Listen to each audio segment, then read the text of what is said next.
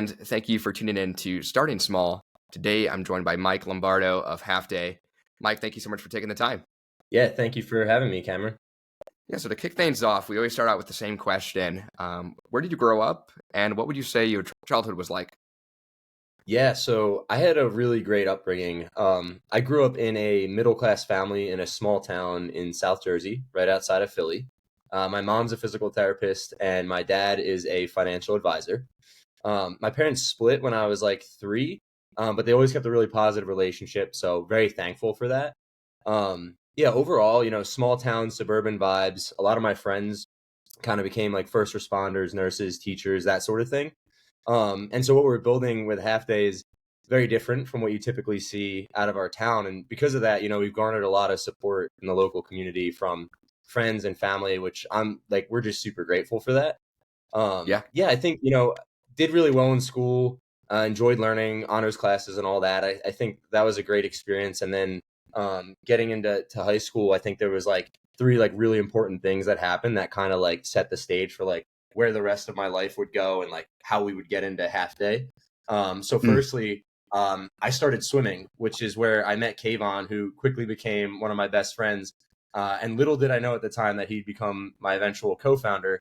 And I think the funny thing about this is I didn't want to swim. My mom forced me to. She went to the same high school as me, but just back in the day.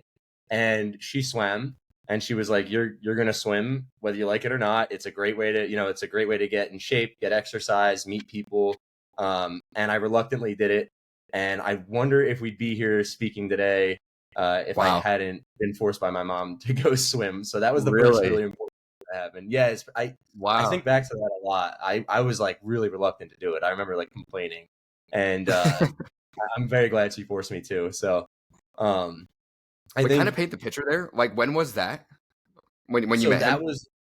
So I met him it would have been my sophomore year of high school. So got it. Yeah, he's a year younger than me. So I swam my freshman year and I actually really enjoyed it. Made a lot of friends. Like it became and it became like it wasn't something I wanted to do forever, but I enjoyed it in high school and I knew I was going to do it throughout high school. So my sophomore year, I actually think we might have met on the bus to go. We didn't have a pool at our school. We had to go to another school to use theirs. And so I think we started hanging out on the bus just on our way to the to practice.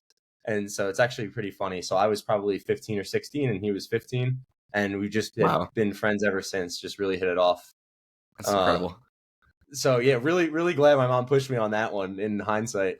Secondly, I started playing drums, which was the first time I became like super passionate about something. I think I thought I could be a rock star, which probably wasn't really in the cards for me, but it was a really great way to flex my creative muscles. My parents, I was super loud. I would annoy all the neighbors. I would be playing drums at like 10 at night, and my parents were like, "You can't be doing that. Like the neighbors are going to kill us." Oh my gosh. But I spent like the next decade just like diving into that and like just really excited and passionate about drumming. So I think the important part of that was like it flexed my creative muscles, but it also got me like thinking about the possibilities of like what else is there that I can do in life? Like where can I go? Like how can I do things differently from everyone else around me? And I think like drumming was kind of the gateway to that for me. So it kind of got me to like be like a little bit. So and that was that's hilarious how you mentioned like the late night playing. I know we talked off air about kind of some drums. It's funny because where I came from in Indiana and I was playing drums too, like I mentioned, I would wait for a new song to come out. Like if I saw something was going to release within the next week or two, like Jonas Brothers came out or something like that was going to be at top charts, I would know when it would come out. I would wait till midnight. My parents would be in bed. I would warn them. I would say, "Hey, like this song's going to come out, but you're going to get awakened. I'm going to learn it quick, 5 minutes and I'll be done." So literally while I would set up my camera gear, I would play the song literally when midnight hit, listen and learn it. And within 5 minutes, do the cover and record it. And I would be the first on YouTube in the world to upload the drum cover to the song. No way.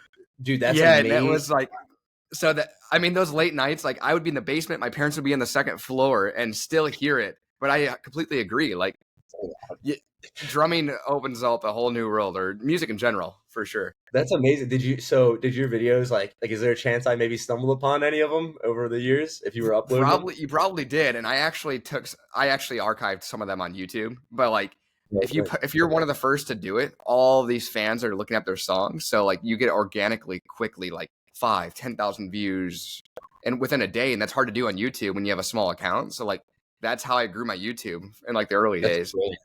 That's brilliant. I wish I had a little bit more experience with like recording equipment and stuff at the time because I always so one of the things that got me to like push myself on drums and I think just like kind of push myself in general with anything is I got like really into like weird like progressive metal type bands and like I would always look them up and no one was doing covers because no one could do it because it was crazy. Yeah, So like yeah, and I don't metal's know if you tough. remember a band called Chan. Do you remember them or Animals as Leaders? A lot of people know. But Animals as leaders, not the other though. yeah, Chan, I was like obsessed with them for a bit. I don't think they're really around anymore, but I would always look up like they had the sickest stuff, and I would be looking it up, and I couldn't find anyone doing covers, and I wasn't good enough to do them, unfortunately. But I would push myself to try to be like, can I get this, and actually maybe put it on YouTube one day. Never was able to Yeah. pull it off. It's just insane what they're doing. But Wow. So you played dude, double pedal at all, or? no, I started teaching myself toward the end of my decade of drumming. So I have a video of me probably from 2021, 2022, where I'm like starting to get it. But I had Yeah. always believed in doing single pedal and I would try to get like, you know, like triple, maybe quad. Like sometimes I would get to like 4 kicks in with a single pedal, but it would be really That's weak and it crazy. was really hard to do. But I was like, I'm gonna do this because I saw guys on like Instagram doing it. That's And crazy. it was tough and it got to the point where I was like, all right, this is like a cool skill, but this is totally unnecessary to be doing this. Yeah. So I started learning double pedal and then I stopped because we started the brand, which we'll obviously get into, Yeah. but that was like definitely an important like sort of part of my like process of going through like creativity and just kind of learn. I think the other thing is like learning how to learn, like to play For sure. drums. Like I had a teacher, but like also I don't always have a teacher, and so you kind of have to teach yourself how to learn things, if that makes sense. And I Yeah. think that's like a really valuable skill. So I encourage everybody Yeah. to play music, pick up an instrument. I picked it up later than I wish I did in life. I was like 15. Like I wish I was like Yeah. I wish I was starting that in like elementary school, but I guess I didn't have Yeah. an No, interest. likewise.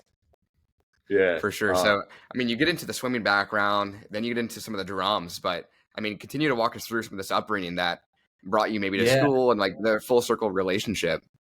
Totally. So I think the last like really important thing that happened and really set the stage, it actually led to our first investors. But I enlisted in the Army National Guard in my senior year, and so following high school graduation, I went down to Fort Benning, Georgia, for infantry school, and I was there for like 14 or 15 weeks. And something kind of crazy happened that I'm like, I don't know how I pulled this off, but in hindsight, I'm very glad I did. So about 3 weeks into training, my drill sergeant, he kind of said right in front of the whole platoon, he said, Lombardo, you're going to be the distinguished honor graduate. And there's, we started Wow. with about 220 guys in the company, 180 or so graduated. And this is like week 3 out of like 14.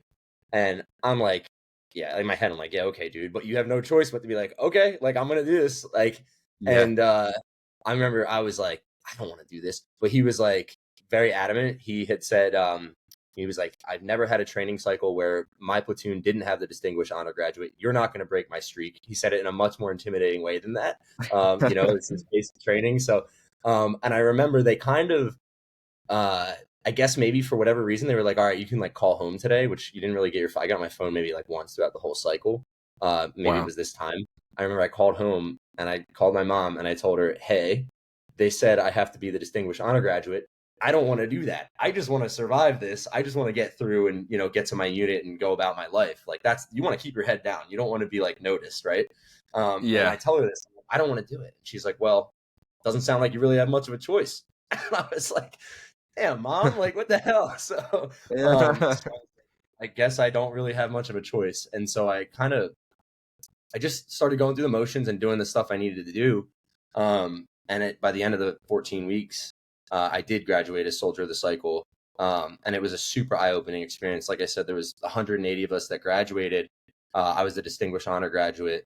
And it was sort of the first time that I had gone like all in on one thing for a period of time. And so like I learned a lot, you know, like you learn like the Army basics about like leadership and accountability and discipline and all Yeah, that, and like the ability to push yourself and just like, you know, just like gut through like really hard stuff.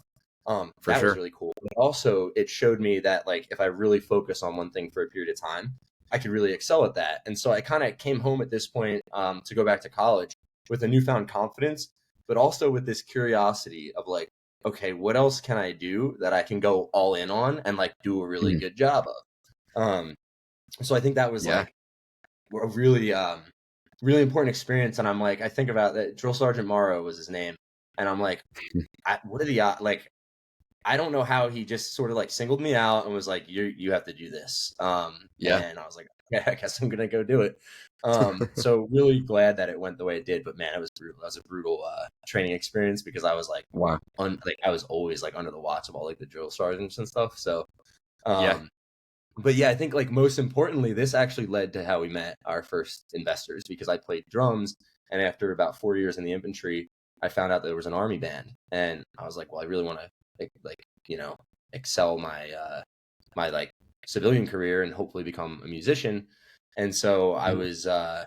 I switched over to the army band, and actually the company first sergeant and my squad leader later became our first investors in Halfday. Um, Wow. so kind of a crazy full circle moment there. That's incredible. So yeah, That's that was amazing. all, you know, that's all over like about 6 years following high school, that whole experience there. But in the middle of all Wow. that, I'm going to college at Rowan University for marketing.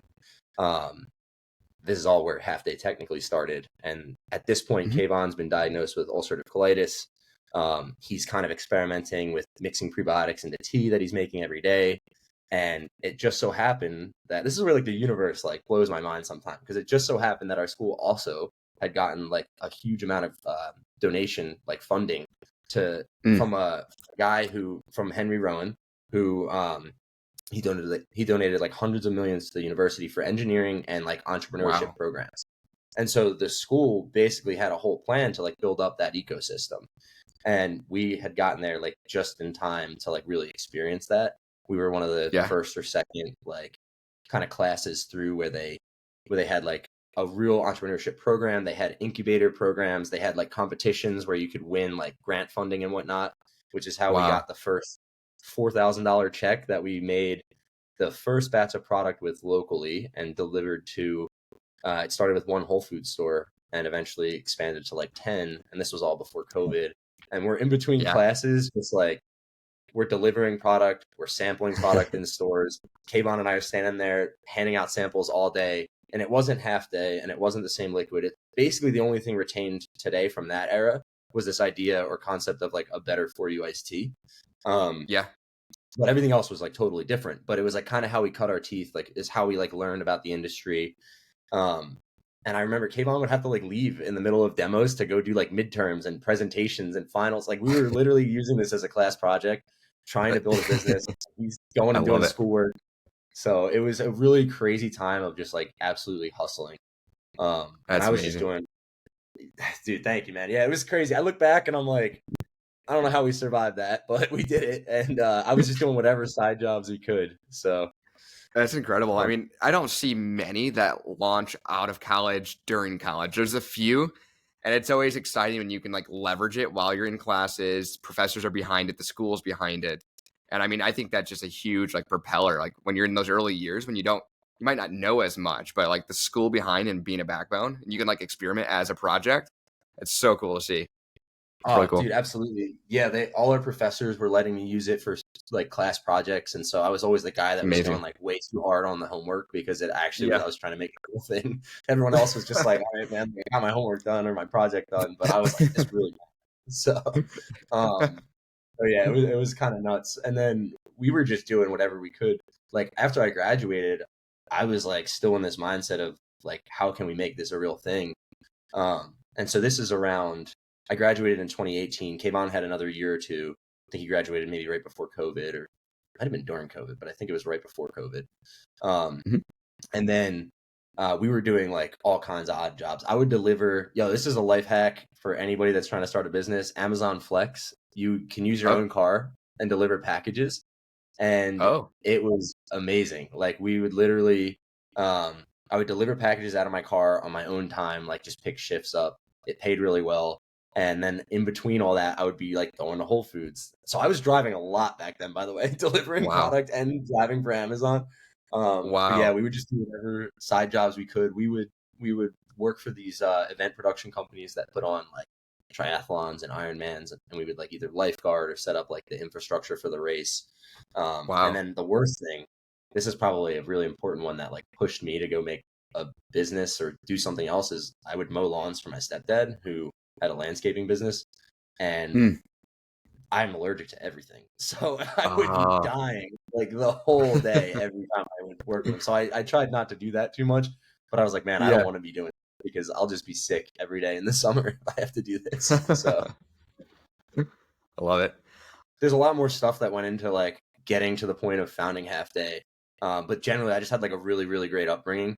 Um, I got to be a little bit of a dreamer. I had a lot of support. My parents pushed me to do well. And it didn't matter if it was my parents or Rowan or the military or music.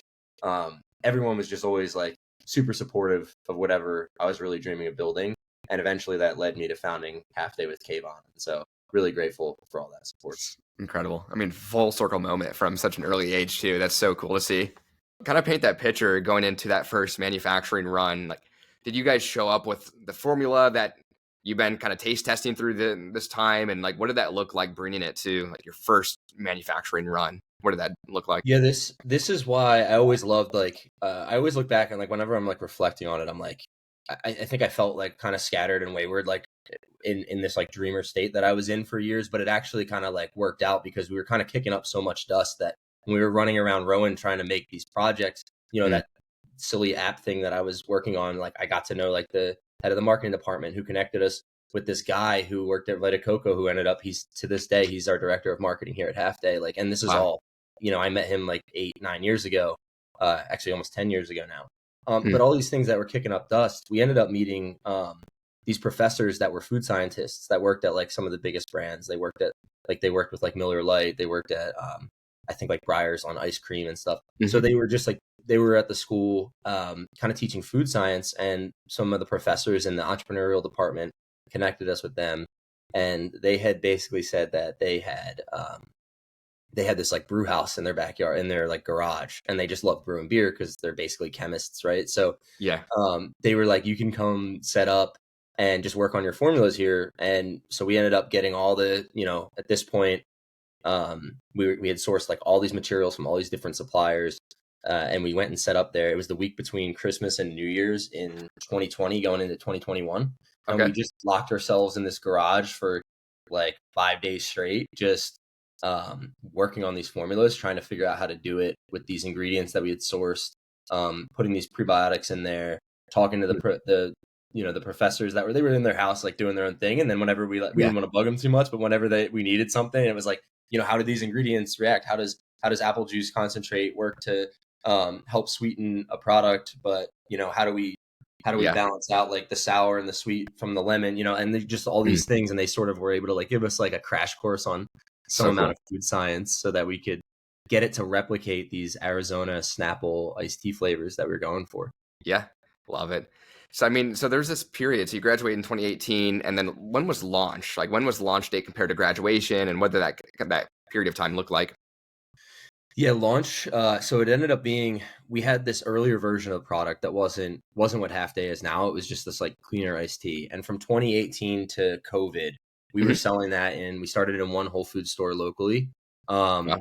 And what were we doing? So we were basically selling like one store. We grew it to 10. We were distributing it out of the back of our car. We were brewing it at a local brewery. So this brewery called Bonesaw Brewing opened down the street from Rowan University, and we knocked on their door and we were like, hey, can we just like cold brew this product? Like, we put together a whole plan of like how we'll make it, and we were Mm. cold brewing this iced tea in their facility with their help, and then we were selling it at local Whole Foods at the time. Wow. That was a grueling process. We learned a ton. I mean, Mm. we were working probably 40 hours a week and then doing side jobs on top of it because we weren't actually making any money on this. Yeah. And like, we just had that, that check I mentioned from winning the competition. We had a couple bucks from some of my, like I mentioned, the company first sergeant and my squad leader, they were our first early investors, and a couple other family friends put in a few bucks. I think we started with like essentially like $20,000 to $30,000. Wow. And manufacturing it the way we were, you're just burning cash. Like it just wasn't really like a thing that was working. I think we were grinding those days and essentially did like $18,000 in revenue over the year, right? And it was like, and we were just like, this is never going to work if we're doing it this way. But we had kind of gotten out there, right? We kind of muscled our way into the industry. We started going to like Expo East. We met a bunch of people, started just understanding like what consumers were looking for. We were demoing constantly. It was basically the only way that product would sell was if we stood in stores sampling it with people. And so all of that was like it was a really good learning experience, because not only did it like kind of build this character of like, man, we're gonna have to like grind here, but also it was like it forced us to get out there and learn, like even at a small scale, just like sort of the nuances of the industry and how these things work. And it was it was a brutal couple of years. So that was 2018 all the way up till COVID. And when COVID happened, that product, we were like, this is never going to work. We need to go back to the drawing board and just completely start over. So we then spent the rest of 2020 kind of like refining the concept and trying to figure out what it was we actually wanted to make. And that was when I think it's like, it was so obvious to us. We were making these prebiotic iced teas, but we weren't talking about how they were prebiotic. At the time, they had like 13 or 14 grams of sugar. They weren't really that sweet. It was all coming from honey. But when we went back to the drawing board, the realization for us was, if you look at the iced tea category, it's this huge category. It's like $8 billion, but no one had really innovated on the category for years. The average age of like the top iced tea brand is like 50 years old, right? Like if you look at the top selling brands, right? And then there's, some natural products brands, but none of them were really lighting the world on fire. And we felt like, as like a millennial consumer, we just had this sort of hunch that no one was really making this thing that we wanted, which was just reinvented Arizona and Snapple and Lipton and Brisk and those flavor profiles. So we went back to the drawing board. We started using stevia as a sweetener, kind of just updating the branding. Like we felt like if we were reinventing these brands that were huge in the 90s, we probably should like have a little bit of an element of nostalgia in it, but also try to modernize it too. Like we want it to look like this new era of iced tea that we say in our logo lockup. But yeah, all those things we just spent all of 2020 basically trying to figure out how we wanted to convey the right message, communicate the right thing to the consumer, position the product, all of that. And that eventually led to what launched in May of 2021. Incredible. So I'm curious, during that time of COVID, I mean, you're basically relaunching a brand that started a couple years ago and reformulating. What did sourcing look like as far as like the COVID front? Was there some concerns and like struggles along that path, and that, especially that timing? I'm curious, what did that look like for ingredients? Actually, it's funny you say that, because that was part of the challenge, was like, how are we going to source things? And some of these suppliers would send us the ingredient and we would formulate with it, and then we would reach back out to place an order, and they were like, well, we don't have that anymore, and we're not going to have it for 6 months. And if you look at like our launch time, like I said, May of 2021, but we sold it into our first retailer. We sold it in February of 2021, and they needed it to land in the distributor by March. And so we had this like 6-week window, and it's kind of crazy. I give so much credit to Kayvon as like a co-founder and as a friend, and dealing with ulcerative colitis, which was what sparked the whole thing. I kind of skipped over all that. But I always tell people, like, this wasn't technically started in, a dorm room or a kitchen or a lab or anything like that. It was actually the first thing we sold. Like the first time we sold anything in was Kayvon was in a hospital bed. He was recovering from surgery to help cure his ulcerative colitis. Unfortunately, it didn't do that. So it's a lifelong thing for him. But I mean, just the level of grit that the guy has, like he basically reached out on LinkedIn to the buyer of for beverages for a local store in Philly called Giant. And she responded, was like, I love this concept. We just did our resets, but like, let's have a meeting. And we got on Zoom or whatever, and he's off camera laying in the hospital pitching this thing through these slides that we built out. And she was like, I want to take it in. She didn't even try it. Thank God she didn't ask for samples, because we actually didn't even have samples, because it was just all this stuff on paper, this concept. Yeah. And we had made the samples in the lab, like formulated it, but I didn't have a way to make samples for her. Yeah. Um, and so she took it in and just kind of trusted us. She was like, I love this concept. And I'll always remember like Kayvon selling that in from the hospital. And then we had this 6-week window where I was like, okay, now I got to grind and like go figure out how to like make actual product. We had to make about, to fill this PO and have enough product for a few months, it was like 60,000 cans, right? And we Wow. hadn't even made more than a couple benchtop samples. Yeah. So yeah, that process from February to mid-March was one of the craziest sprints of my life, I think. Basically like 15, 18 hours a day, just like trying to figure out, like piece together a supply chain, make the changes based on like suppliers that didn't have inventory. And eventually we were able to land on, we found this co-packer that was like, we don't have line time, but if you start shipping everything, you know, a lot of these smaller brands drop out or shift their schedules or whatever. So like if you just have everything in transit, maybe we'll fit you in. And they called me one day in March and they were like, we had started sending everything there and they were like, listen, we had a customer drop, we can fit you in the schedule, but half of our team is out with COVID. So the only way we can get this done is if you come work the line with us. And I was like, I was planning on being there anyway, so let's go. Wow. So they were a pretty small operation too. And so me and like the owner over there and like some of the team that was still in that, like we just spent like 3 or 4 days just pumping out product. Wow. And it was chaos. It was one of the, I remember feeling so exhausted. And I was like, dude, I mean, I've done some like hard shit, you know, in the military and everything. And I just was like standing on the line, packing out cans all day, like 12-hour shifts of this. Right. And I was like, dude, I'm like going to collapse, I think. So, we got it done. And we shipped everything to UNFI. And then that was how we ended up launching in May of that year once they had everything. That's incredible. Yeah. So I mean, like that's a huge part of growth for the story at the early days. I mean, so in retailer, as far as like expansion outside of that, when did you guys launch D2C? And then what was the strategy from the early days of like D2C in comparison to retail?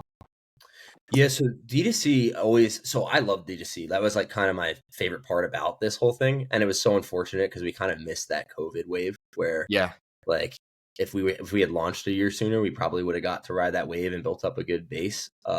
We didn't get that. Actually, we launched, the website went live at like the end of May. And I remember trying to like, you know, I knew like some basics of like performance marketing and whatnot. And I'm like tapping into some friends at this point that I had met in the industry and trying to figure out how to run these ads. And they're like kind of working, but not really. And it's costing like $100 to acquire a customer. And I'm like, all right, well, we're like, this isn't like, everyone I'm talking to is basically telling me this isn't really a viable option at this point anyway, because right around that time, iOS 14 came out and that like kind of decimated, you know, the CAC and all that stuff. So it was just like, this is so expensive to acquire customers. Like, let's just focus on retail. And that was kind of a shift that all happened very quickly. That was throughout that summer of 2021. But one thing did happen that made our D2C business, it put it on the map. We had done we put together like a rough like PR kit and just started reaching out to press. And this editor for Well and Good wrote the first article about us that like really put it on the map. And I remember waking up one day at like 6 a.m. with like my phone just blowing up with Shopify notifications. And I was like, yo, what is going on? And it was actually this article had gone live and it was really resonating with people. And we did like, you know, we went from essentially like a couple $100 a day at that point to like $10,000 that day on e-com sales. And it was like, okay, like now I got to work really hard to retain these customers because we don't have like another thing in the hopper to keep, you know, acquiring new ones. Like we're not running performance marketing or anything like that. So, but that gave us our baseline to like have like an actual D2C business. That's incredible. So as far as like logistics goes, I don't know if it's changed since the early days, but what does that look like? So you guys have a co-packer. Do you use a 3PL? What does that look like from that standpoint? Yeah, so we work with a co-packer. We've been with them from the beginning. They've grown alongside us, which is cool. I love the relationship side of this stuff. If you can like continue to build with good people and is that the same one you worked at like that one day? The one, same guys. Yeah, that's awesome. Yeah, so really cool. They've been with us for a while and they've expanded. It's crazy watching like how big their facility's gotten and everything too. So yeah, that was really cool. And then we work with actually same warehouse partner as well since launch. We've opened up another one just to be able to split the country. Yep. But yeah, same warehouse guy from the beginning as well. We reached out. He was like, "Yeah, I'll take your couple pallets of product." And now, Awesome. I think he's expanded. I'm not saying it's just because of us, but he's expanded, Yeah. his warehouse and like put in a lot more racks and has to hold a lot more product now. So Awesome. it's nice to see the growth of all the other partners we work with too. For sure. It's incredible. So as far as like flavors go and options, did you guys launch with just the one iced tea from the beginning, and then what did expansion look like from there, time wise? Yeah, so we looked at it like if we're gonna tackle this category, we need to go after the top selling flavors first and foremost. So we started with 3 flavors. Hmm. That first flavor was the first one we ever formulated was lemon. Hmm. Um, and I remember tasting it right next to a lemon of another brand, and I was like, "This is really close. Like, I feel like we're in a good spot with that." And that was Yeah. like kind of that aha moment, like, "Oh, we can do this. Like, we have this idea, but we can actually make it." Yeah. And then we formulated.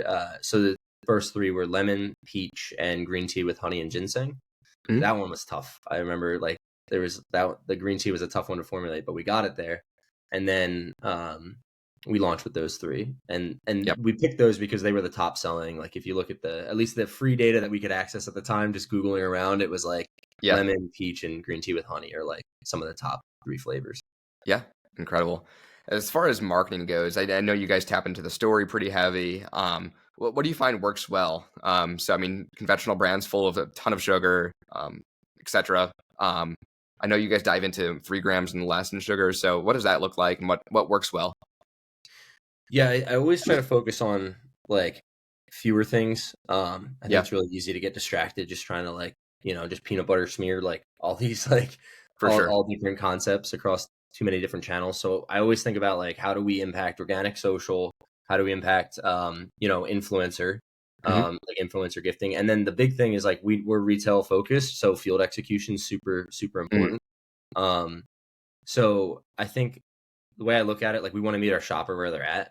Yeah. They're shopping in retail every week. We're not on their shopping list yet, so we're very focused on field sales teams putting up displays, landing secondary placements, getting us into coolers. Coolers are Mm. super critical, Yeah. and then getting as close to the point of sale as possible, and just really making sure they like bump their carts into Mm. our product in store. And some of the other things, like just the simple like beverage basics, like cans in hands, demos, product sampling.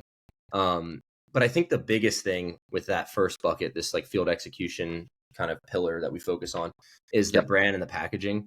Mm. We got to make sure that that resonates, and so that's why we went through this like rebrand recently. Yep. Um, but yeah, like ideally they see a brand or packaging that resonates with them, they pick it up, they try it, it tastes great, and then the benefits keep them coming back. Mm. So we put a lot of emphasis on investing in the brand and the packaging and the formula. Yeah. So that's like our biggest thing, right? But then we also look at like content, like you can scale organic social really well. Yep. So we always are looking to find like fun viral moments that drive Mhm. like brand awareness. Hopefully, build a brand that people want to hear more from. We have this Yep. fun series going on right now. It's kind of just like as you do these things, like you're just sort of digging. You're just looking for like what's that thing that's gonna like get people excited and maybe have a viral moment. And we Mhm. have this community manager, Christiane. She did a great job. So she's just been messing with and pranking our director of marketing, Uh-huh. Brian, on these like video calls, and it's really funny. And like he basically became like the internet's boss, I would say. Like, look, there's room to grow here, but we got like a few million views on these videos, like tons of Wow. engagement, and it all happened. It was an April Fool's joke, so it was literally 3.5 weeks ago. Yeah. Um, and his reactions are just so funny and wholesome, and people love it. And it's like things like that. Um, I think are really exciting, and then just like leaning into the brand name more, Mm. and having fun with that. We've done this thing recently where we did this like this PTO, like public service announcement, Mhm. where we're giving like 100 people cash to make the most of their time off. And like Sweet. within a week and we didn't, this was sort of like a test concept. It was like, does this work? Like, does this resonate with people? Yeah. And we got like 1,000 submissions within a week, and it's been picked up by like major publications. Like the data Wow. was getting highlighted by like Newsweek and New York Post. Incredible. So it was like, it's really exciting. And like I think the submissions are really interesting too. Like, it's emotional. It like resonates with people, and the submissions are not at all what we expected, but they're really Yeah. great. And then I think the last thing is just that influencer gifting. Like we have hundreds of seeding kits that go out every month. Yeah. and we try to build that community with those influencers and content creators and people who just really love the brand and really champion it to their following. For sure. I love it. So as far as like taking some of that feedback from the consumer, what would you say the overall demographic fit is for Halfday? I know it's a universal product, but what are you guys finding right now? Yeah, definitely a millennial consumer. I think, we built the product. So one of the things that I think is really important to highlight is like Kayvon and I built this brand for ourselves. Yeah. We just wanted this product. We're a millennial consumer. So it definitely leans millennial in terms of like millennial and Gen Z in terms of like the age demographic. It does skew female. So we find that, often our shopper is a millennial female, millennial mom purchasing for the household, that kind of thing. Yeah. As far as the future of like functional beverages, that category and like gut health goes, where do you see it going? I mean, from your perspective, I know like we saw the Poppy acquisition just happen with PepsiCo. So I mean, some major shifts are taking place right now, and there's a lot of potential. So I'm curious, like from your point of view, like what are you seeing? Yeah, I view it as so the consumer is not going to start drinking more sugar or consuming more sugar, right? Like I think everyone's become aware of like the need for limitation there. So I Yeah. think we're just going to see more and more brands and products popping up that are trying to reduce and eliminate sugar. Hmm. I think these functional benefits are like a really nice cherry on top.